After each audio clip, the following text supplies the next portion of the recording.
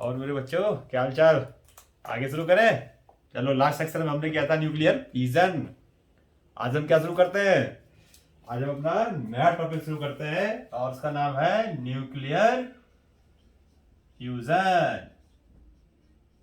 Nuclear fusion देखो, हमने पहले भी डिस्कस किया हुआ है कि न्यूक्लियर रिएक्शंस कितने तरह के होते हैं। दो तरह के। नंबर वन न्यूक्लियर फिजन जो हमने लास्ट वीडियो में डिस्कस किया था, और आज हमारा है न्यूक्लियर फ्यूजन। न्यूक्लियर फ्यूजन देखो, न्यूक्लियर फ्यूजन में क्या देखा था हमने। न्यूक्लियर फिजन में हमने देखा था कि जिसमें क्या होते हैं, जो हैवी न्यूक्लियस होता है, यानी कि जो ऐसे एटम जिनका मास नंबर बहुत ज्यादा होता है, वो क्या करते हैं, वो क्योंकि उनके न्यूक्लियस अनस्टेबल होते हैं, तो वो क्या करते हैं, अपने न्यूक्लियस को डिवाइड कर लेते हैं, डिसइंटीग्रेट कर लेते हैं। कितने, नियरली 2 इक्वल पार्ट्स। और वहां पर जो फिर न्यूक्लियॉन्स होते हैं उनके, या न्यूक्लियस होता है उनका, वो ज्यादा स्टेबल होते हैं क्योंकि उनकी न्यूक्लियर बाइंडिंग एनर्जी पर न्यूक्लियॉन ज्यादा होती है। इसी तरीके से देखो न्यूक्लियर फ्यूजन में क्या होता है, जैसे कि हमने बाइंडिंग एनर्जी पर न्यूक्लियॉन कर्व ड्रॉ किया था, आपको याद होगा हमने बाइंडिंग एनर्जी पर न्यूक्लियॉन कर्व ड्रॉ किया था। तो ये मान लो मैंने लिया बाइंडिंग एनर्जी पर न्यूक्लियॉन, और ये हम लेते हैं मास नंबर। मास नंबर तो हमारा जो बाइंडिंग एनर्जी पर न्यूक्लियॉन कर्व आया था कुछ इस तरीके से आया था, ये ऐसे करके, और इस तरह से हमारा बाइंडिंग एनर्जी पर न्यूक्लियॉन कर्व इस तरह से हमारा आया था। इस कर्व से हमने क्या देखा था, देखो इस कर्व से हमने ये देखा था कि जो हाई मास नंबर के एटम्स होते हैं उनकी बाइंडिंग एनर्जी पर न्यूक्लियर कम होती है, और जब ये डिसइंटीग्रेट होते हैं यानी कि स्प्लिट करते हैं, टूटते हैं, तो ये कौन से बनाते हैं, ये मिडिल मास नंबर के एटम्स बनाते हैं, और इनकी बाइंडिंग एनर्जी पर न्यूक्लियन इनसे ज्यादा होती है, तो ये ज्यादा स्टेबल होते हैं, इसलिए रिएक्शन यहां से यहां जाती है, जिसको कि हम न्यूक्लियर फिजन कहते थे। इसी तरीके से देखो क्या होगा कि जो लो मास नंबर के एटम्स हैं, यानी लो मास नंबर के एटम्स, जैसे कि हाइड्रोजन हो गया, आपका हीलियम हो गया, इस तरह के लिथियम हो गया, इस तरह के एटम्स होंगे, तो इनकी जो बाइंडिंग एनर्जी पर न्यूक्लियन होती है ये भी कम होती है। यानी वो सारे एटम्स जिनका मास नंबर 20 से कम होता है उनकी भी तो बाइंडिंग एनर्जी पर न्यूक्लियन कम होती है। तो अगर वो मान लो कि हमने ऐसे दो न्यूक्लियंस लिए जिनकी बाइंडिंग एनर्जी पर न्यूक्लियन कम है, तो जब ये कंबाइन करेंगे और इस तरीके से थर्ड एटम का न्यूक्लियस बनाएंगे, A+B=C, तो ये जो थर्ड वाला एटम आएगा, इसका जो न्यूक्लियस होगा, ये इसकी जो मास नंबर होगी ये भी इसमें आ जाएगी, जो मिडिल मास नंबर के एटम्स हैं उनकी रेंज में आ जाएगा, और इनकी जो बाइंडिंग एनर्जी पर न्यूक्लियन होती है इनसे ज्यादा होती है ना। जैसे ये एटम्स टूट करके मिडिल वाले बनाते हैं, ऐसे लो वाले जुड़ के भी तो मिडिल वाले ही बनाएंगे। तो A+B जैसे ही मिल गया और C बना, तो C की binding energy per nucleon A और B दोनों से ज्यादा होगी। कब, जब A और B एक स्मॉल मास नंबर के न्यूक्लियंस होंगे। तो इस प्रोसेस में भी क्या होगा, एनर्जी रिलीज होगी, और इस प्रोसेस को हम कहते हैं न्यूक्लियर फ्यूजन। जैसे मान लो एग्जांपल लेते हैं कोई भी एक, कि कोई भी हमने दो, जैसे मान लो सपोज करो मैं हाइड्रोजन कहता हूं, तो हाइड्रोजन की जो बाइंडिंग एनर्जी होती है, लगभग मान लो हाइड्रोजन की जो बाइंडिंग एनर्जी होती है, मैं कुछ ऐसे ही ले रहा हूं, 3 मेगा इलेक्ट्रॉन वोल्ट के आसपास होती है मान लो। और दो हाइड्रोजन जब आपस में मिलते हैं तो क्या होगा, जब H11 मिलेगा तो क्या होगा, फिर ये हीलियम बनाएगा। दो हाइड्रोजन मिला दिया हमने, H11 और ये 2, और इस तरीके से मान लो मैंने इस तरह से कोई एटम बना दिया, 2 बना दिया, मान लो कोई ये इस तरह से एटम बना दिया मैंने, या ऐसे ले लो, यहां पर मैंने 4 ले लिया, तो दो हाइड्रो और ये 2 ले लेते, चलो 2 और 2, तो ये ड्यूट्रॉन है, तो ड्यूट्रॉन आपस में मिलकर के क्या कर रहे हैं, मान लो हीलियम बना रहे हैं, इस तरीके से हो रहा है। तो इसमें अगर आप देखेंगे तो जैसे इसकी बाइंडिंग एनर्जी मान लो मैंने ले ली, इसकी बाइंडिंग एनर्जी समथिंग मान लो 2 मेगा इलेक्ट्रॉन वोल्ट ले लिया, ऐसा कुछ ले लिया मैंने, जरूरी नहीं है इतनी हो, तो मान लो इसकी 2 मेगा इलेक्ट्रॉन वोल्ट एनर्जी है ना।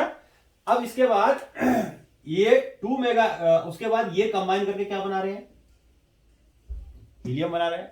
अब हीलियम की जो बाइंडिंग एनर्जी, अभी हमने कर्व ड्रॉ किया था, हीलियम की जो बाइंडिंग एनर्जी होती है वो तो इनसे ज्यादा होती है, इस तरह से बनाया था हमने, तो हीलियम की जो बाइंडिंग एनर्जी पर न्यूक्लियन होती है वो तो हीलियम यहां आता है, इससे ज्यादा होता है, होगा ना। तो मान लेते हैं उसकी बाइंडिंग, ये बाइंडिंग एनर्जी पर न्यूक्लियन है। इसी तरीके से जब ये हीलियम बनेगा तो हीलियम की जो बाइंडिंग एनर्जी पर न्यूक्लियन है, सपोज करते हैं कि हीलियम के लिए H2 4 इसकी बाइंडिंग एनर्जी पर न्यूक्लियर मान लो 6 है, 6 मेगा इलेक्ट्रॉन वोल्ट के आसपास है, मान लिया इतना है लगभग। तो अब देखो होगा क्या, जब ये दोनों जुड़ेंगे तो देखते हैं कि बाइंडिंग एनर्जी इंक्रीज कर रही है कि डिक्रीज कर रही है। तो जैसे मान लो ये हाइड्रोजन है H12 जिसको कि यहां पर हम ड्यूट्रॉन बोलते हैं, इसमें एटॉमिक इसका मास नंबर क्या है 2 है, एटॉमिक नंबर इसका 1 है ना। तो इसमें क्या होगा, मान लो ये किसमें कन्वर्ट हुआ, ये हीलियम में कन्वर्ट हुआ, तो इसकी एनर्जी कितनी होगी, इसकी बाइंडिंग एनर्जी पर न्यूक्लियन कितनी है इसकी 2 मेगा इलेक्ट्रॉन वोल्ट। कितने न्यूक्लियंस हैं 2, तो टोटल बाइंडिंग एनर्जी कितनी होगी इसकी, टोटल ऐसे लिखते हैं total binding energy of H12 कितनी होगी, ये होगी हमारी लगभग 2 इंटू 2 यानी कि 4 मेगा इलेक्ट्रॉन वोल्ट।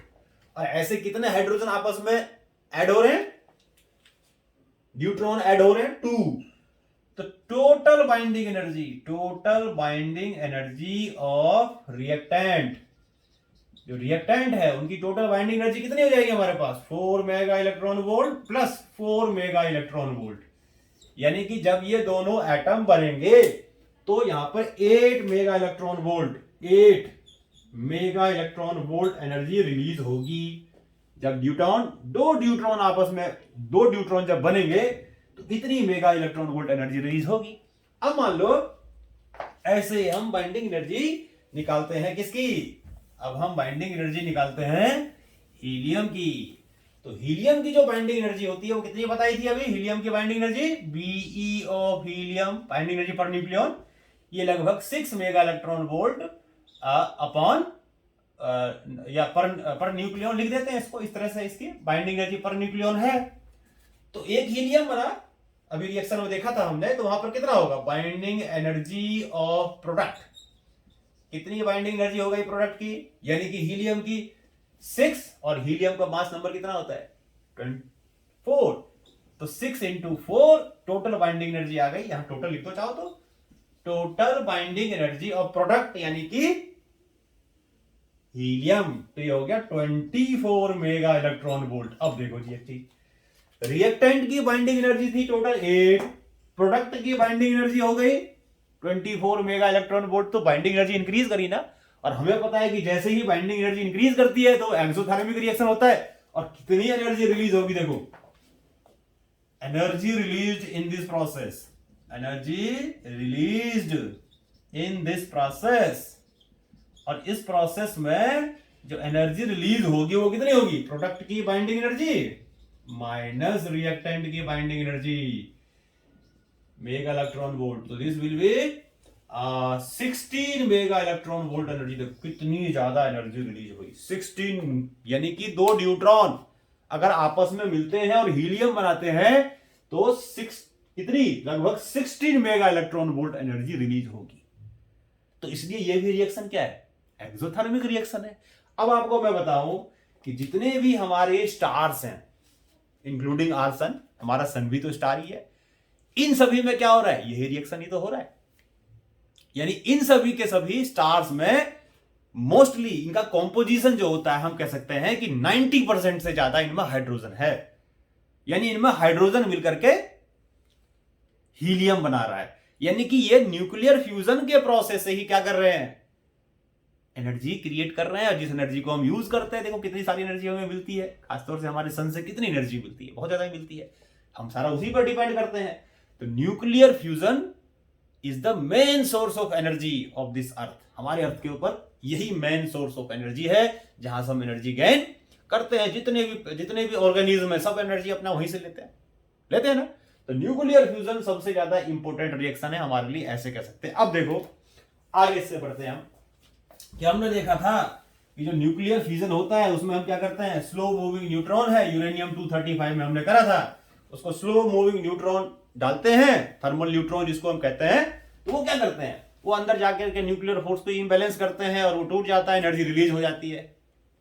तो वो इस तरीके से होता था।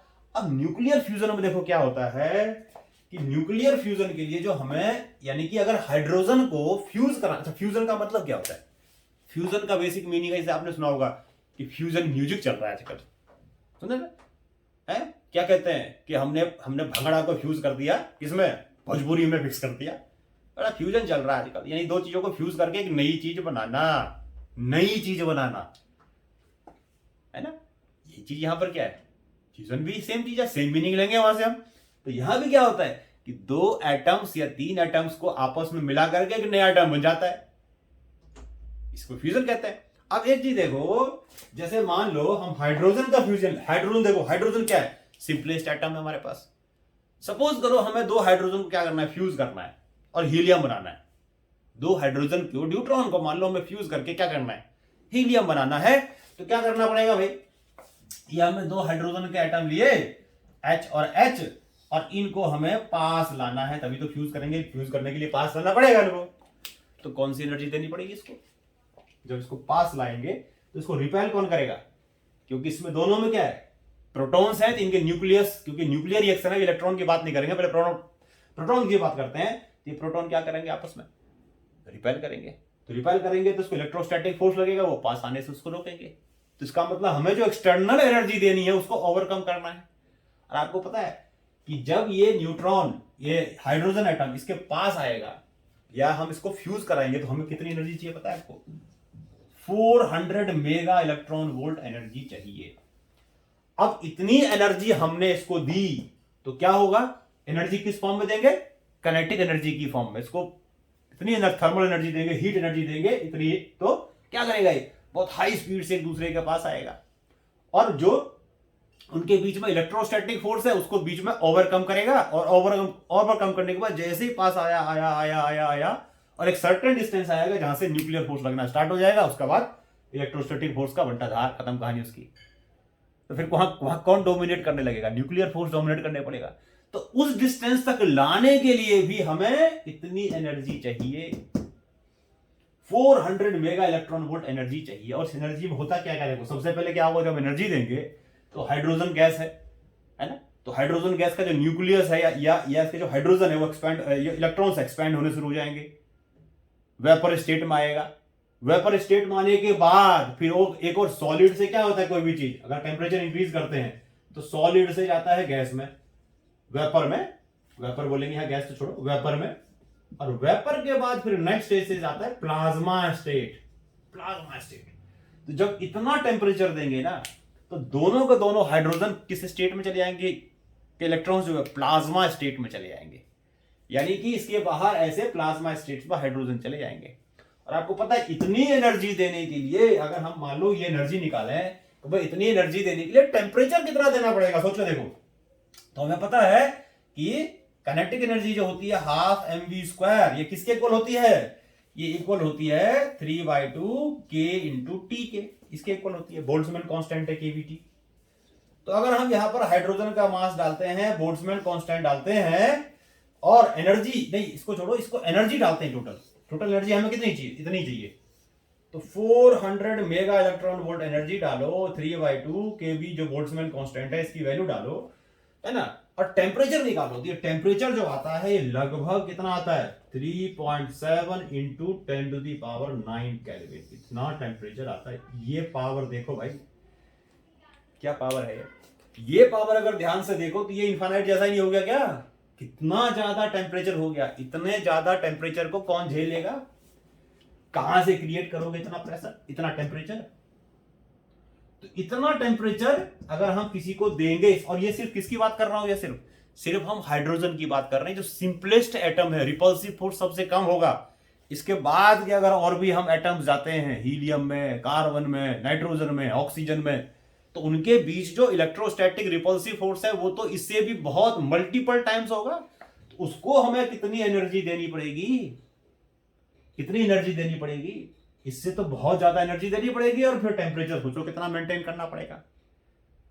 तो अगर मान लो सबसे बड़ी दिक्कत आती है कि ये जो चलो ठीक है इतना टेम्परेचर देंगे, तो ये टेम्परेचर, इसको जब हम न्यूक्लियर फ्यूजन को अगर हम लेबोरेटरी में मान लो करते हैं या करने की कोशिश करते हैं, तो हमारे पास कोई ऐसा बर्तन भी तो हो, एक ऐसा बर्तन भी तो हो जिसमें हम करें। इस टेम्परेचर पे कौन एग्जिस्ट करेगा, जब ये हाइड्रोजन प्लाज्मा स्टेट में चला जाता है, सिंपलेस्ट एटम, तो जिस भी मटेरियल का हो वो कहां एग्जिस्ट कर पाएगा। तो सबसे बड़ी दिक्कत क्या है इसमें, यही है कि इतना टेम्परेचर कैसे प्रोवाइड करो। In controlled manner in a laboratory, कि जिससे कि न्यूक्लियर फ्यूजन टेक्स प्लेस हो। तो इसके लेक्चर के लास्ट में मैं आपको बताऊंगा इसका क्या थोड़ा सा हम किस तरीके से या हम टेम्परेचर या ऐसा कैसा हम ऐसा पॉट डिजाइन करेंगे या बनाते हैं या बना सकते हैं जिससे कि हम इतना टेम्परेचर क्रिएट कर सकें। तो उसके लिए देखो अब आगे थोड़ा सा हम स्टडी करते हैं। तो ये हमारा हो गया, मैंने बताया आपको कि न्यूक्लियर फ्यूजन के लिए हमें, हाइड्रोजन के न्यूक्लियर फ्यूजन के लिए हमें इतना हाई टेम्परेचर चाहिए। और जितने भी स्टार्स हैं हमारे, मोस्ट ऑफ दी स्टार्स, सारे लगभग मोस्ट के सारे स्टार्स में यही न्यूक्लियर का जो एनर्जी का सोर्स होता है, हम ऐसे कह सकते हैं ये न्यूक्लियर फ्यूजन होता है, हाइड्रोजन फ्यूजेस टू हीलियम। और हमारे सन के अंदर भी यही हो रहा है। अब इसमें आती है कि जितने भी स्टार्स होते हैं उनका अगर हम टेम्परेचर देखें एवरेज, तो उनका एवरेज टेम्परेचर इससे कम होता है, लगभग 10⁻⁷ केल्विन के आसपास होता है। और इससे जो एनर्जी आएगी वो 2 मेगा इलेक्ट्रॉन वोल्ट के आसपास एनर्जी मान लो आ जाएगी। तो ये भी तो एनर्जी इनसफिशिएंट है इसके लिए, इस न्यूक्लियर फ्यूजन के लिए। तो इसका मतलब वहां पर भी न्यूक्लियर फ्यूजन हो कैसे रहा है। हाइड्रोजन के न्यूक्लियर फ्यूजन के लिए हमें कितनी एनर्जी चाहिए, 4 मेगा इलेक्ट्रॉन वोल्ट चाहिए, इतना टेम्परेचर चाहिए। और यहां पर हमें स्टार्स में लगभग कितने टेम्परेचर है एवरेज, 10⁻⁷ केल्विन के आसपास है टेम्परेचर, है ना। तो इसके क्या है, mega electron volt, 2 mega electron volt energy यहां से आ सकती है, लगभग इतनी एनर्जी आ सकती है। और इतनी जब एनर्जी चाहिए या है उसके पास, फिर वहां पर न्यूक्लियर फ्यूजन हो कैसे रहा है। तो इसके लिए मैंने सबने हमने देखा था, मैक्सवेल डिस्ट्रीब्यूशन ऑफ वेलोसिटी पढ़ा था गैसेस में, याद है। तो उसमें हमने क्या देखा कि डिफरेंट गैस के जो मॉलिक्यूल्स होते हैं उनकी स्पीड डिफरेंट होती है। वही चीज यहां होती है कि जैसे कोई स्टार होता है, तो स्टार में जैसे हम अंदर जाते हैं ना, ये तो एवरेज टेम्परेचर है भाई। तो इसका मतलब ये है कि कुछ ऐसे भी रीजन्स होंगे वहां पर, या ऐसे मॉलिक्यूल्स भी होंगे जिसकी वेलोसिटी इनसे क्या होगी, जिसकी वेलोसिटी 10⁻⁷ मीटर पर सेकंड से, सॉरी ये मीटर पर सेकंड है, 10⁻ मीटर पर सेकंड से भी ज्यादा होगी। और फिर वो क्या करते होंगे, फिर वो इस रेंज में आ जाते होंगे कि उनकी जो काइनेटिक एनर्जी है वो 4 मेगा इलेक्ट्रॉन, यानी कुछ ऐसे मॉलिक्यूल्स होंगे उसके अंदर जिनकी kinetic energy 400 mega electron volt से ज्यादा होगी। तो वो तो न्यूक्लियर फ्यूजन कर रहे होंगे, तो हम उन्हीं की बात कर रहे हैं। तो इसका मतलब अगर हम सन की बात करें तो पूरे के पूरे सन में सभी मॉलिक्यूल्स यानी सभी हाइड्रोजन हीलियम में नहीं कन्वर्ट हो रहे होंगे, कुछ ही हो रहे होंगे। कौन से, जिनकी जो वो है एनर्जी जो है बाइंड, जिसके पास जो एनर्जी है मॉलिक्यूल्स के पास वो इससे ज्यादा है, या हम बोले तो उनकी वेलोसिटी या टेम्परेचर वहां पर इससे ज्यादा है। तो जैसे सरफेस से हम कोर की तरफ जाते हैं तो टेम्परेचर बढ़ता जाता है, और ज्यादा न्यूक्लियर फ्यूजन होता रहता है तो टेम्परेचर और इंक्रीज करता जाएगा। तो उसके अंदर लगभग एक छोटे से एरिया में, ऐसे कह सकते हैं, यहां पर हम कुछ मॉलिक्यूल्स ऐसे होते होंगे, हम तो कुछ की बात करेंगे लेकिन सन कितना बड़ा है उसके कंपेरिजन में तो कुछ ही है, कंपेयर करो तो उसके पास इतनी मेगा इलेक्ट्रॉन वोल्ट एनर्जी होगी, तो वो न्यूक्लियर फ्यूजन को दिखाते होंगे। समझ में आ गया। तो जितने भी स्टार्स है, मोस्ट ऑफ द स्टार में यही न्यूक्लियर रिएक्शन हो रहा है, क्योंकि ज्यादातर 90% स्टार्स में हाइड्रोजन ही है। और आपको एक और बता दूं, जो हमारा सन है इस टाइम बिल्कुल यंग स्टेज में है, यंग स्टेज में है, क्योंकि हीलियम, हाइड्रोजन हीलियम में भी कन्वर्ट हो रहा होगा। तो ऐसे मान के चलो लगभग आधे हाइड्रोजन इसमें हीलियम में कन्वर्ट हो चुके होंगे, अभी बिल्कुल हमारा सन जवान है ना। चलो आगे देखते हैं, जो सन के अंदर जो न्यूक्लियर रिएक्शन होता है, थोड़ा उसके बारे में हम स्टडी करते हैं। जो स्टार्स होते हैं, सन होता है, इनमें जो न्यूक्लियर रिएक्शन होता है उसकी इक्वेशंस बनाते हैं और देखते हैं कि एनर्जी वहां पर कितनी रिलीज होती है पर फ्यूजन में। तो स्टेप बाय स्टेप में आपको इक्वेशंस बना के दिखा रहा हूं, इसको याद करना है। ये हो सकता है एग्जाम में इस तरह से आ जाए एनर्जी, और ये आपको पता भी होना चाहिए किस तरीके से होते हैं। तो सन के अंदर जो आप मैं इक्वेशन बना के दिखा रहा हूं न्यूक्लियर फ्यूजन का, ये मोस्ट ऑफ द स्टार में यही रिएक्शन चल रहा है। देखो जी, तो सबसे पहले देखो यहां पर क्या है, सबसे पहला स्टेप कि हाइड्रोजन H11 हाइड्रोजन और एक और हाइड्रोजन, ये दो हाइड्रोजन हो गए जिसमें एक प्रोटॉन है, एक ही प्रोटॉन है, मास नंबर भी एक और सिंपलेस्ट एटम। ये मिल करके क्या करते हैं, H12 बनाते हैं। अब इसमें देखो क्या आ गया, इसमें क्या है, क्या है इसमें, एक प्रोटॉन, किसमें यहां पर क्या होना चाहिए, एक एक दो होना चाहिए, न्यूट्रॉन भी आ गया इसमें, देखो एटॉमिक नंबर इसका 1, मास नंबर इसका 2, यानी एक प्रोटॉन एक न्यूट्रॉन, यानी एक प्रोटॉन किसमें कन्वर्ट हो गया, न्यूट्रॉन में कन्वर्ट हो गया। और जब प्रोटॉन न्यूट्रॉन में कन्वर्ट होता है तो क्या होता है, बीटा प्लस का एमिशन करता है, पता नहीं ये चीज।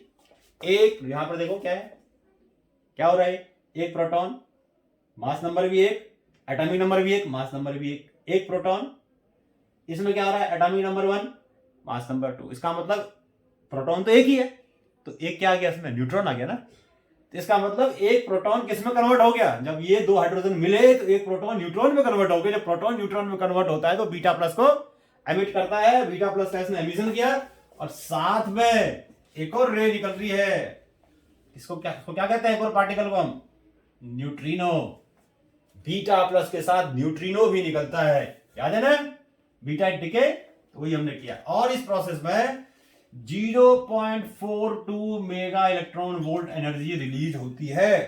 तो ये फर्स्ट स्टेप है रिएक्शन का, न्यूक्लियर रिएक्शन का, तो किसी भी स्टार में होता है इंक्लूडिंग आर्सन। ये यानी इतनी एनर्जी फर्स्ट स्टेप में रिलीज हुई, समझ में आ गया। अब देखते हैं क्या होता है। अब देखो क्या होता है कि जो यहां से पॉजिट्रॉन रिलीज होते हैं वो क्या करते हैं, इलेक्ट्रॉन के साथ कंबाइन करके इनहेलेट हो जाते हैं, और इस प्रोसेस में 2 गामा रे निकलती है, प्लस एनर्जी एमिट होती है 1.02 मेगा इलेक्ट्रॉन वोल्ट। अब ये क्या बात है जी, यानी कि ये पॉजिट्रॉन जो रिलीज हुआ, न्यूट्रॉन जो प्रोटॉन जो न्यूट्रॉन में कन्वर्ट हुआ तो पॉजिट्रॉन रिलीज कर देगा। तो ये पॉजिट्रॉन क्या करता है, जैसे ही रिलीज होता है तो अपने सराउंडिंग में जो प्लाज्मा स्टेट्स में क्या होते हैं, इलेक्ट्रॉन्स होते हैं ना बाहर, फट से उसको क्या कर लेता है, कैप्चर कर लेता है। पॉजिट्रॉन पॉजिट्रॉन इलेक्ट्रॉन को पकड़ता है, और पकड़ने के बाद क्या करते हैं, दोनों इनहेलेट हो जाते हैं। इसको क्या कहते हैं, मास इनहेलेशन कहते हैं, कि मास इनहेलेट कर गया, यानी मास एनर्जी में कन्वर्ट हो गया। देखो कोई मास नहीं यहां पर, सारा का सारा खत्म, ठीक है। तो इस तरह कहते हैं मास इनहेलेशन, और इस प्रोसेस में क्या बोलते हैं इसको, मास इनहेलेशन। और इस प्रोसेस में क्या होता है, एनर्जी रिलीज होती है। और कितनी रिलीज हो रही है इस प्रोसेस में एनर्जी, 1.02 मेगा इलेक्ट्रॉन वोल्ट। अब क्या होता है देखो, उसके बाद ये जो उसमें H12 बना था, यानी कि ड्यूट्रॉन, ये अब नेक्स्ट स्टेप में जो ड्यूट्रॉन है, फिर एक हाइड्रोजन के साथ, नॉर्मल हाइड्रोजन के साथ, ठीक है, न्यूक्लियर फ्यूजन करता है। और न्यूक्लियर फ्यूजन करने के बाद ये हीलियम He23 बनाता है, 2-3 बनाता है, जिसका एटॉमिक नंबर 2 है, मास नंबर 3 है। ये भी हीलियम का एक आइसोटोप ही हो गया ना। और गामा रे निकलती है, प्लस एनर्जी रिलीज होती है 5.49 mega electron volt.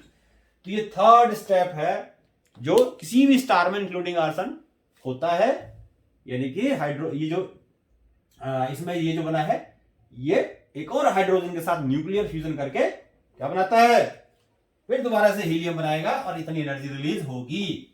Last process में क्या होता है देखो, ये जो H23 है, फिर ये दोबारा से H23 के साथ रिएक्शन करता है, 2-3 के साथ रिएक्शन करता है। रिएक्शन करने के बाद ये बनाता है He24, यानी कि नॉर्मल हीलियम बनाता है। और इस तरीके से 2 हाइड्रोजन इसमें और रिलीज होता है, और plus 12.86 mega electron volt energy भी रिलीज होती है। यह सबसे लास्ट स्टेप है जो कि किसी भी स्टार इंक्लूडिंग आवर सन में होता है। ये हुआ, ठीक है। अब देखो इसको क्या करते हैं, हम कंबाइन करते हैं। यहां पर देखो ये हुआ क्या है, पहले यहां पर ये कन्वर्ट हुआ, देखो 3 कितना हो गया, 6 6 4 4। सब जगह देखो, सब जगह बैलेंस होगा, कहीं भी ऐसा नहीं है कि नहीं होगा बैलेंस। इस तरीके से यहां पर क्या हुआ है, यहां तो न्यूक्लियर रिएक्शन इस तरीके से बैलेंस होती है, mass number equal to mass number, atomic number equal to atomic number, वही चीज मैं कर रहा हूं यहां पर। तो ये हमने क्या, अब देखो इसको क्या करते हैं हम, ओवरऑल रिएक्शन यहां पर निकालते हैं। ये यहां पर हम ओवरऑल रिएक्शन बनाएंगे तो नेट हमें पता लगेगा कि टोटल एनर्जी कितनी रिलीज हुई। अब इसको क्या करते हैं हम, यहां पर इसको जो पहला स्टेप है इसको हम मल्टीप्लाई करते हैं 2 से, दूसरे स्टेप को भी मल्टीप्लाई करते हैं 2 से, तीसरे स्टेप को भी मल्टीप्लाई करते हैं 2 से, ये और करके इनको ऐड कर देते हैं। देखो सिंपली पहले ऐड करो उसको, देखो क्या आता है, उसके बाद हम देखेंगे आगे। जो कटेगा काट देंगे, जो कैंसिल होगा कैंसिल कर देंगे, जो बच जाएगा उसको छोड़ देंगे, तो वही हमारी नेट रिएक्शन आ जाएगी। देखो यार, चलो पहले ऐड कर लो सबको। देखो यहां पर क्या हो रहा है, 2H1 2H1 कितना हो गया, 2 2 4, और कहीं देखो इस साइड में है 2H11, और कहीं है इसमें H11 2 2 4 एंड 2 6। समझ में आ गया? लो जी 6H11, एक मिनट में देख लो, यहां दिख रहा है कि नहीं दिख रहा है बोर्ड से आपको? यस, क्लियरली है, विजिबल है, विजिबल। 6H11 ठीक। अब आ जाओ नेक्स्ट, और कौन सा है देखो उसमें H11 के अलावा इस साइड क्या देखो, इसके हम तुझे बाद में बात कर लेंगे। चलो पहले हम एटम्स देख लेते हैं। H13 है बस, और एक ये दोनों है। H12 है, H12 है ना। H12 कितनी बार है भाई, एक ही बार है, और ट्वाइस का रखा है, तो क्या लिखेंगे 2H12। समझ में आ रहा होगा बिल्कुल। पहले क्या करा हमने, H11 देखा और सबको ऐड करके एक साथ लिख लिया, ठीक। H11 2 times, H11 2 times 4 times हो गया टोटल, 2 टाइम्स यहां पर है तो 6 टाइम्स हो गया, 2 2 एंड 2 4। अब देखा मैंने H12, तो H12 पूरे में ढूंढा तो एक ही बार मिला राइट साइड में, सॉरी लेफ्ट साइड में, और ट्वाइस मल्टीप्लाई कर रखा है, ट्वाइस लिख दिया। अब तीसरा एलिमेंट कौन सा है, H23 है, कितनी बार है, बस ये 2 बार, तो एक और एक 2, 2 कर दो सीधा, 2 बार लिखने की क्या जरूरत है, +2He23, ये देखो ठीक। अब आ जाओ बाकी इसका लिख देते हैं, +2E +2E-, और तो कुछ नहीं है इधर, खत्म कहानी इसकी। अब आ जाओ राइट हैंड साइड पे, राइट हैंड साइड पे देखो क्या, H12 कितनी बार है, H12 ये है, और कहीं है H12, कहीं नहीं है, लिखो H12 साथ साथ लिखते जाना, पॉज करके नोट करते जाना, ठीक। प्लस अगला देखो H11 कहीं देखो उसमें है, तो बाकी ये जो है इसको हम बाद में लिखते हैं सबको। H11 देखो कहीं है इसमें, कहीं नहीं है H11, ये रहा H11 है, कितना है, अच्छा इसको देखो 2 से करेंगे क्योंकि ट्वाइस है भाई, पूरी इक्वेशन से करेंगे, यहां ट्वाइस कर दो, गलत हो जाए बाद में, गलत हो जाए बाद में, ध्यान रखना ये चीज। 2 1 2 ये कर दिया। अब देखो हाइड्रोजन ये 2 बार देखो, तो 2 बार लिख दो सीधा, 2H11, और तो कहीं नहीं है इसमें हाइड्रोजन, खत्म कहानी इसकी। अब आ जाओ H23 वाले पे आ जाओ, 23 देखो ये He23 ये है, और कहीं है, यहां से देखते हैं ऊपर, नहीं है नहीं है नहीं है नहीं है नहीं है, एक ही है, और ट्वाइस मल्टीप्लाई कर रखा, तो क्या लिखोगे, मैं यहां लिख देता हूं, मेरे पास जगह कमी है इसलिए मैं यहां लिख रहा हूं, क्या लिखेंगे इसको, +2He23। अब आता है कौन सा, 2H24 वाला, यानी हीलियम। ये देखो कहीं है, कहीं नहीं है, लास्ट में ये बनाया तो एक ही बार होगा, और कोफिशिएंट कोई है नहीं तो वही है सीधा, तो He24 ये हो गया हीलियम। अब देखो, अब आप बाकी जो बच गया वो लिख देते हैं। देखो ये बच गया, कितना यहां पर, twice of E+, twice of E+, और देखो E+ है कहीं और कहीं है E+, कहीं नहीं है, तो twice of E+, twice of E+, मुझे लग रहा है मेरे बोर्ड की जगह कम पड़ जाएगी, ट्वाइस ऑफ E+, और देखो इसमें क्या है, ट्वाइस ऑफ E+, ये हो गया, E+ कहीं और कहीं नहीं है, और क्या रह गया, देखो ये एक ही बार है, तो क्या लिखोगे इसमें, क्या लिखोगे इसमें, प्लस न्यू, कितनी बार है new, 2 times of new, 2 times of new, है ना, 2 times of new, anti neutrino. उसके बाद क्या है देखो, उसके बाद क्या हो रहा है इसमें, गामा कितने बार देखो, और कोई एटम तो नहीं बचा, ये बचा बस 2 3 बार लिख दिया हमने, 1 2 1 1 2 3 लिख दिया। अब हमारा क्या बचा गामा, देखो ई प्लस लिख दिया, ई प्लस लिख दिया, 2 ई प्लस लिख दिया। अब क्या रह गया इसमें, अब रह गया हमारा 2 गामा, 2 2 4 गामा हो गया, 6 गामा, बस 6 गामा 6 गामा 6 गामा 6 गामा, ये हो गया। और क्या रहेगा हमारा 6 गामा के साथ, देखो 6 गामा के साथ हमारी अब एनर्जी आ गई। तो एनर्जी को मैं टोटल कर लेते हैं, देखो टोटल ऐड करके लिख देते हैं। एनर्जी कितना हो गया, देखो ये ट्वाइस करोगे कितना आ गया 4.2 इंटू ट्वाइस, तो 4.2 इंटू ट्वाइस कितना आ जाएगा 0.8284 सॉरी, ऐसे इसको ट्वाइस करो कितना आ जाएगा 2.04, इसको ट्वाइस करो कितना आ जाएगा 10.98, ये तो उतना ही है। इन सबको ऐड करो, इन सबको जब ऐड करोगे तो हमारा आ जाएगा 26 प्लस, एक मिनट में देख लो, दिख रहा है कोई फिर बोर्ड की दिक्कत, दिख रहा है, वेरी गुड। प्लस कितना हो गया हमारा फिर ये लास्ट लगवा जाएगा 26.7 मेगा इलेक्ट्रॉन वोल्ट। ये देखो ये आ गई टोटल एनर्जी।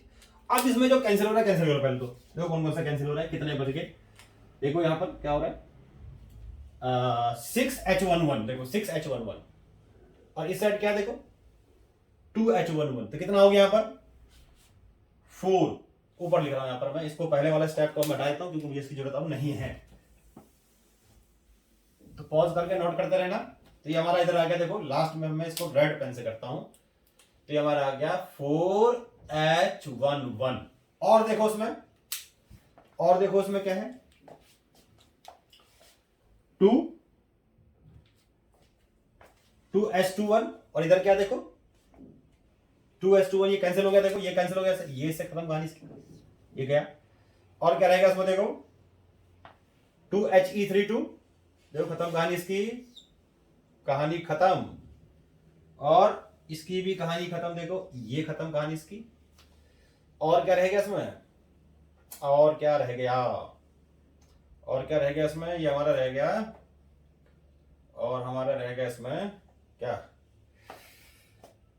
और तो बच गया यहाँ पर एक हमारा इस क्या, ये बच गया हमारा एक 2E माइनस, और क्या रहेगा इसमें, अच्छा 6 गामा, इधर कोई गामा है नहीं है गामा, तो 6 गामा हमारा जाएगा खाली, और एक रह जाएगा हमारा, ये रह जाएगा हमारा, और ये एनर्जी बच जाएगी। तो क्या आ गया रिएक्शन फाइनली, देखो फाइनली हमारा रिएक्शन आ गया 4H11 plus 2 electron equals to, ये आ गया हमारा, और इधर क्या रह गया, हीलियम रह गया होगा, कहां गया हीलियम 4, ये रह गया, ये आ गया हमारा He24, ये हो गया, प्लस और क्या निकला इसमें 2 न्यू प्लस 6 गामा, ये, और एनर्जी कितनी रिलीज हुई, एनर्जी हमारी रिलीज हुई 26.7 मेगा इलेक्ट्रॉन वोल्ट। तो ये देखो ये सन के अंदर हमारा नेट रिएक्शन होता है, ये सन के अंदर हमारा नेट रिएक्शन होता है, और ये जो नेट रिएक्शन है इसमें देखो आप कितनी एनर्जी रिलीज हो रही है 26.7 मेगा इलेक्ट्रॉन वोल्ट एनर्जी। कब, जब 4 हाइड्रोजन नॉर्मल हाइड्रोजन मिलते हैं, एक हीलियम बनाते हैं, तो क्या होता है इसमें इतनी एनर्जी जो होती है वो रिलीज होती है, और this energy is very huge. अगर हम कंपेयर करें इसका न्यूक्लियर फ्यूजन से, तो मान लो जैसे मैं एग्जांपल ये नोट कर लिया, this is the total energy release. अब एक चीज देखो, अगर हम दोनों की कंपेयर करें कि भाई फ्यूजन में ज्यादा एनर्जी रिलीज होती है कि फिजन में ज्यादा एनर्जी रिलीज होती है, फ्यूजन में ज्यादा एनर्जी रिलीज होती है या फिजन में ज्यादा एनर्जी रिलीज होती है, अगर हम इसको कंपेयर करते हैं देखो तो क्या होगा कि जैसे मान लो मैं यूरेनियम की बात करता हूं, यूरेनियम के पास जो एनर्जी है, मान लो एनर्जी उसमें रिलीज हुई सपोज करो 100 मेगा इलेक्ट्रॉन वोल्ट, भाई यूरेनियम स्प्लिट किया, और स्प्लिट करने के बाद चलो 100 ले लो, 200 ले लो, चलो 200 ले लिया, 200 mega electron volt release energy हुई। जब एक यूरेनियम फ्यूज हुआ, उसका फिजन हुआ, तो इतनी mega electron volt energy release हुई। तो ये जो एनर्जी रिलीज हुई वो कितने न्यूक्लियॉन्स से हुई, पर न्यूक्लियॉन के पास कितनी थी, पर न्यूक्लियॉन से जो एनर्जी आई वो कितनी आई भाई, इसको आप किससे डिवाइड कर दो, 235 से डिवाइड करोगे ना, तो ये तो लेस देन V1 आ गया। लेकिन अगर हम देखें यहां पर कि 4 हाइड्रोजन मिलकर के एक हीलियम बनाते हैं तो कितनी एनर्जी रिलीज होती है, कंपेयर करो 26.7, और कितना मास नंबर टोटल हो गया इसका 4, कितना आ गया, ये आ गया लगभग आपका, देखो ये तो बहुत ज्यादा है 1 से 6 पॉइंट समथिंग, इस तरह से आगे भी आएगा मेगा इलेक्ट्रॉन वोल्ट, इससे भी ज्यादा एनर्जी क्या हो रही है, रिलीज हो रही है। तो पर न्यूक्लियॉन से अगर देखा जाए तो यहां पर देखो कितनी ज्यादा है, इसका लगभग कितना टाइम्स है, 7 टाइम्स के आसपास मोर, 6.5 टाइम्स से भी ज्यादा एनर्जी पर न्यूक्लियॉन के फ्यूजन से यहां मिल रही है। पता है ऐसा होता क्यों होगा, देखो किसी भी न्यूक्लियर प्रोसेस में एनर्जी ज्यादा रिलीज होती है, डिपेंड करता है मास डिफरेंस पे। जो डेल्टा एम आया, डेल्टा एम इक्वल होता है जो बाइंडिंग एनर्जी होती है वो डेल्टा एम इंटू 931.05 MeV के इक्वल होता है ना। अब इसमें क्या हो गया, जैसे हाइड्रोजन हम देखा, हाइड्रोजन से जब हीलियम बन रहा है तो इनमें जब मास में चेंज आता होगा, रिएक्टेंट से प्रोडक्ट जब बनता होगा, मास में चेंज आता होगा, वो मास में चेंज ज्यादा होता होगा या होता है as compare to the difference in mass of reactant और प्रोडक्ट इन न्यूक्लियर फ्यूजन। तो इसीलिए यहां पर क्या होता है, पर ज्यादा एनर्जी रिलीज हो रही है, क्यों, क्योंकि यहां पर मास में जो चेंज हो रहा है, डिक्रीज हो रहा है बेसिकली, मास में वो ज्यादा हो रहा होगा, न्यूक्लियर फ्यूजन में ज्यादा होता है, हो क्या रहा होगा। तो इस तरीके से हम कह सकते हैं कि ज्यादा, इसमें बहुत ज्यादा एनर्जी रिलीज होती है। लेकिन वही बात हो गई कि मैंने बताया कि न्यूक्लियर फ्यूजन को करना आसान है, न्यूक्लियर फ्यूजन को करना लगभग नामुमकिन जैसा ही है, लेकिन फिर भी इस पे काम चल रहा है। मैंने बताया कि ऐसा कोई चीज तो प्रोसेस चाहिए कि जो इतना हाई टेम्परेचर क्रिएट कर दे, इतने को झेल सके। अब कोई मैकेनिकल बॉडी तो इतनी होगी नहीं कि जो इतना टेम्परेचर झेल लेगा या इतना टेम्परेचर ले लेगा। इतना टेम्परेचर में तो हर एक चीज क्या चला जाएगा, प्लाज्मा स्टेट में चला जाएगा। तो इसका मतलब कोई ऐसा चीज हम करें कि एक इमेजिनरी, मान लो ऐसा कि समझें कि ये क्या है, ये एक हमारा कटोरा की तरह बिहेव करे, बाल्टी की तरह बिहेव करे कि हमने उसमें डाल दिया और न्यूक्लियर फ्यूजन हो रहा है। तो इसका देखो क्या है कि इतनी जो, सबसे पहले तो इतनी जो एनर्जी चाहिए वो एनर्जी हम दे कैसे हैं, बाद में देखेंगे करे कहां पर। तो इतनी एनर्जी हम दे सकते हैं कैसे, न्यूक्लियर फ्यूजन कर करके। तो देखा ना न्यूक्लियर फ्यूजन में कितनी ज्यादा एनर्जी रिलीज होती है, पर न्यूक्लियॉन सही तो कम होती है, लेकिन एफिशिएंसी तो कम होती है, लेकिन टोटल देखेंगे तो एनर्जी तो काफी ज्यादा रिलीज होती है उसमें भी। तो एक फ्यूजन करने से पहले 2 हाइड्रोजन मिलाना है, फ्यूज करना है। तो फ्यूज करने से पहले क्या करो, एक एटम बम फोड़ दो, है ना, यूरेनियम को ब्लास्ट कर दो, फोड़ दो एटम बम। तो उससे जो एनर्जी रिलीज होगी, that energy can be used to in nuclear fusion, है ना। तो इसीलिए इसको क्या करते हैं, क्योंकि बहुत हाई टेम्परेचर पे चाहिए होता है, that is why it is called thermonuclear reaction. क्यों बोलते हैं इसको थर्मोन्यूक्लियर रिएक्शन, क्योंकि इसको स्टार्ट करने के लिए बहुत ही हाई टेम्परेचर चाहिए, that is why it is called thermonuclear reaction. तो nuclear fusion is called, nuclear fusion is called what, thermonuclear reaction, thermonuclear reaction, because it needs very high temperature, very high temperature, इसलिए इसको हम thermonuclear reaction कहते हैं। और मैंने बताया इतना हम टेम्परेचर या एनर्जी कैसे प्रोवाइड करेंगे, एटम बम फोड़ दो उसके अंदर। तो एटम बम फोड़ दोगे उसके बाद तो स्टार्ट हो गया, और स्टार्ट होने के बाद फिर उसमें जो एनर्जी निकलेगी फिर अपने आप यूज करता रहेगा। तो ये क्या है, ये तो है साथ में ये सेल्फ सस्टेंड भी है, ये एक तरह से सेल्फ सस्टेंड अपने आप होगा। आपको बस क्या करनी है, चिंगारी लगानी है, चिंगारी लगाई, आग पकड़ा, बड़ा बड़ा बड़ा बड़ा बड़ा बड़ा अपने आप काम उसका अपने आप होता रहेगा काम। तो आपको सिर्फ क्या करना है, इसको इग्नाइट करना है ना, इसको उकसाना है। एक बार उकसा दिया तो फिर तो अपना काम ये खुद ही कर लेगा, फिर आपकी जरूरत नहीं है इसको, फिर तो सारा तहस नहस करके ही मानेगा ये। समझ में आ गया। और इसको हम अनकंट्रोल्ड में तो कर सकते हैं, क्योंकि मैंने क्या बताया कि न्यूक्लियर फ्यूजन आपको करना है, फ्यूजन करना है, तो एटम बम फोड़ दो। एटम बम तो हम कई बार फोड़ चुके हैं पहले भी, हिरोशिमा नागासाकी तो याद ही होगा, है ना। और बहुत सारे कंट्रीज के पास तो बहुत सारे पावरफुल एटम बम आजकल आज की डेट में। तो उसको हम करके, एटम बम को हम करके, यानी कि जो अनकंट्रोल्ड चेन रिएक्शन हमने पढ़ा था, उसको करके हम क्या कर सकते हैं, इतनी एनर्जी प्रोवाइड कर सकते हैं, है ना। और इतनी एनर्जी प्रोवाइड कर देंगे तो फिर क्या होगा, न्यूक्लियर फ्यूजन स्टार्ट हो जाएगा, लेकिन वो अनकंट्रोल्ड होगा, क्योंकि उसको हम लेबोरेटरी में नहीं कर सकते। लेकिन इसके लिए देखो एक बड़ा इंपॉर्टेंट कंसेप्ट आपको बताता हूं, समझ में आ गया सेल्फ सस्टेंड क्यों है, और दूसरा ये थर्मोन्यूक्लियर रिएक्शन क्यों कहते हैं, क्योंकि it is carried out at very high temperature. अब दूसरी चीज देखो, यहां पर एक चीज बता रहा हूं आपको कि ये इमेजिनरी बॉक्स हम कैसे क्रिएट करें। भाई एक ऐसा इमेजिनरी बॉक्स मान लो हमने बना दिया जो फिजिकली एग्जिस्ट नहीं कर रहा, लेकिन इलेक्ट्रॉन को बाहर भी नहीं निकलने दे रहा, एड मॉलिक्यूल्स को बाहर भी नहीं निकलने दे रहा, कैसे करें। तो इसके लिए एक कंसेप्ट यूज करते हैं, या कर सकते हैं, या करते हैं, जिसके ऊपर काम चल रहा है, जिसको हम कहते हैं magnetic bottling. Important concept use करते हैं जिसको हम कहते हैं मैग्नेटिक बॉटलिंग। तो क्या कहते हैं, मैग्नेटिक बॉटलिंग। तो मैग्नेटिक बॉटलिंग में देखो क्या होता है, मैग्नेटिक बॉटलिंग में हम क्या करते हैं, जैसे नॉर्थ और साउथ, ये दो हमने पोल पीसेज लिए मैग्नेट के, तो ये जो नॉर्थ और साउथ पोल पीस क्या करेगा, ऐसे मैग्नेटिक फील्ड क्रिएट करेगा, ये मैग्नेटिक फील्ड क्रिएट करेगा, ये इस तरह से मैग्नेटिक फील्ड क्रिएट करेगा, है ना। अब जिस भी चार्ज में हमें, या मॉलिक्यूल में हमें क्या करना है, न्यूक्लियर फ्यूजन करना है, उसको हाई टेम्परेचर करके उसको आयनाइज करके इसके अंदर डाल दो, आयनाइज करके हमने इसके अंदर डाल दिया, और मान लो इस तरीके से डाल दिया, और जैसे ही हमने इसको मैग्नेटिक फील्ड के अंदर डाला, तुम्हें पता होगा चार्ज को जब मैग्नेटिक फील्ड के अंदर डालते हैं तो हेलिकल पाथ फॉलो करता है, और उसकी टेंडेंसी जो होती है मूव करने की, ये हाई मैग्नेटिक फील्ड से किधर होती है, इसकी टेंडेंसी जो होती है वो हाई मैग्नेटिक फील्ड से लो मैग्नेटिक फील्ड में जाने की होती है। तो जैसे इसको हमने डाला, बीचों बीच में मैग्नेटिक फील्ड है लो मिडिल में, और इधर उधर मैग्नेटिक फील्ड हाई, तो मोमेंटम ज्यादा तो स्पीड से डाला, कुछ है, कुछ के पास एनर्जी है, थर्मल एनर्जी है, वो उसके साथ वो क्या करेगा, फिर इस तरीके से हेलिकल पाथ में करके यहां से यहां चला जाएगा, यानी लो से हाई की तरफ जाएगा।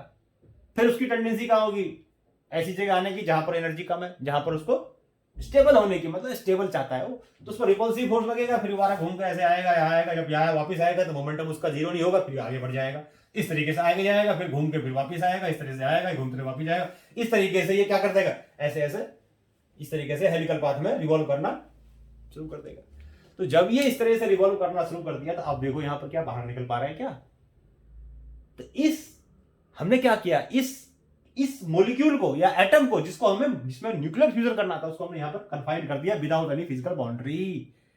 अब क्या करेंगे, जैसे ही यहां पर हमने इसको कन्फाइन किया, इसके अंदर हम क्या कर देंगे, न्यूक्लियर ब्लास्ट कर देंगे, एटॉमिक ब्लास्ट कर देंगे, और एटॉमिक ब्लास्ट से जो एनर्जी रिलीज होगी, अब इसको ये यूज कर सकता है, और न्यूक्लियर फ्यूजन हो जाएगा स्टार्ट। और जैसे ही न्यूक्लियर फ्यूजन यहां पर स्टार्ट हुआ, एक बार स्टार्ट करने की देर है, मैंने क्या बताया, एक बार आग लगा तो अपने आप लगता जाएगा, स्टार्ट करने की देर है, फिर तो अपने आप काम करेगा। तो एक बार हमने किया सा, उसके बाद ये इसी के अंदर जितने भी मान लो, एक एग्जांपल बताया, ऐसे जितने भी करने सबको डालो, कन्फाइंड कर दो उसके मोमेंट में पर्टिकुलर रीजन में, एक बॉक्स की बजाय यहां कन्फाइंड कर दो मैग्नेटिक फील्ड के अंदर। तो इसी कंसेप्ट को मैग्नेटिक बॉटलिंग कहते हैं। और इसको हम क्या कर सकते हैं, फिर न्यूक्लियर फ्यूजन में यूज कर सकते हैं, काम चल रहा है, काम जोरों पे ऐसे कह सकते हैं जारी है। तो इस तरीके से यहां पर बिना फिजिकल बाउंड्री के हम न्यूक्लियर फ्यूजन मैग्नेटिक बॉटलिंग का कंसेप्ट करके कर सकते हैं।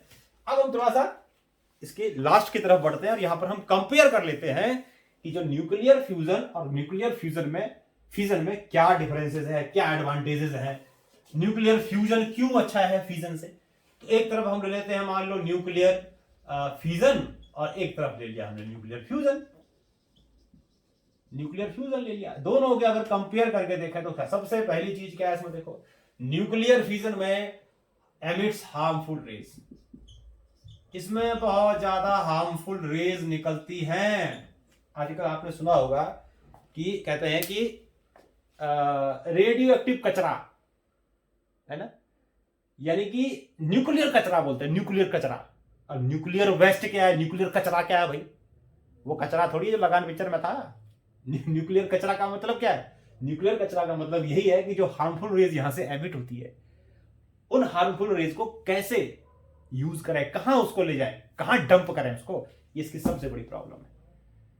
पोल्यूट करता है, मतलब ये क्या है, पोल्यूशन फ्री, पोल्यूशन फ्री, कोई पोल्यूशन नहीं है, कोई ऐसी हार्मफुल रेज नहीं निकलती, तो उसको हमें साफ करने की भी जरूरत नहीं है।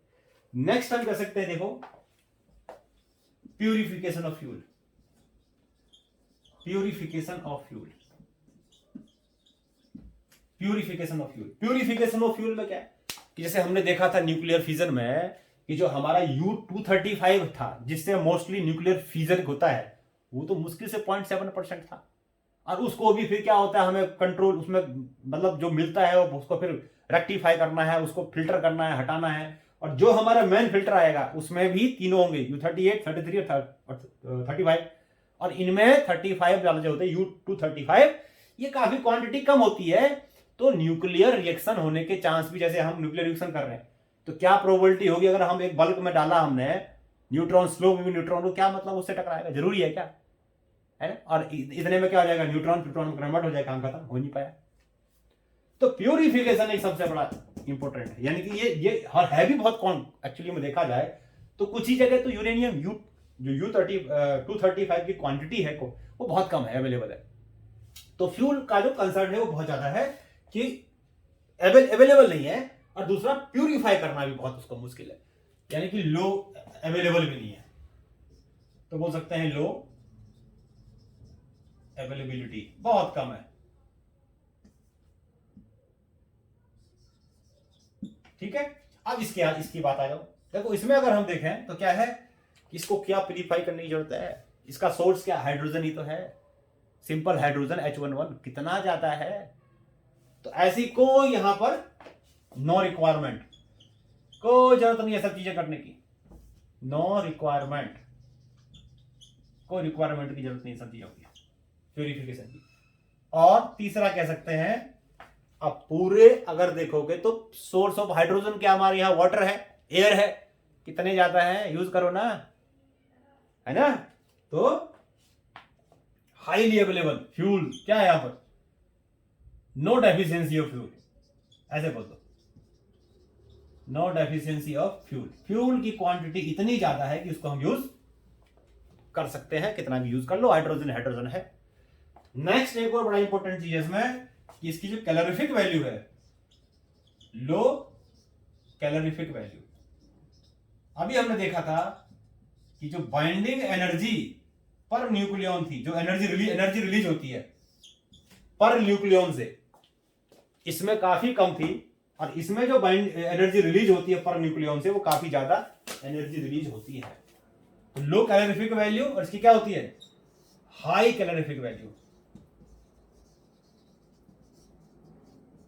हाई कैलोरीफिक वैल्यू, इसकी कैलोरीफिक वैल्यू बहुत ज्यादा है।